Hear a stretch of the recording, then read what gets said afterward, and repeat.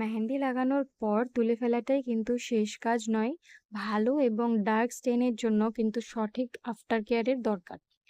তোমরা এখানে যে অয়েলটা দেখতে পাচ্ছ সেটা কিন্তু একদম ঘরোয়াভাবে বানানো একটা আফটার কেয়ার অয়েল, যেটা ঘরোয়া উপাদান দিয়েই আমি তৈরি করেছি।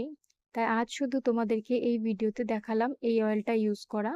তোমরা যদি এই অয়েলটা কিভাবে বানিয়েছি, কি কি ইনগ্রিডিয়েন্টস দিয়ে বানিয়েছি সেটা জানতে চাও, তাহলে কমেন্টে কিন্তু অবশ্যই অয়েল বলে লিখে দিও। আমি নেক্সট ভিডিওটা স্টেপ বাই স্টেপ এই আফটার কেয়ার অয়েলের উপরেই বানাবো। যদি আমার এই ভিডিওতে অয়েল কমেন্টটা প্রচুর আসে তাহলে কিন্তু আমি নেক্সটে এই টপিকে ভিডিও বানাবো। তাই তোমরা কিন্তু কেউ কমেন্ট করতে ভুলবে না।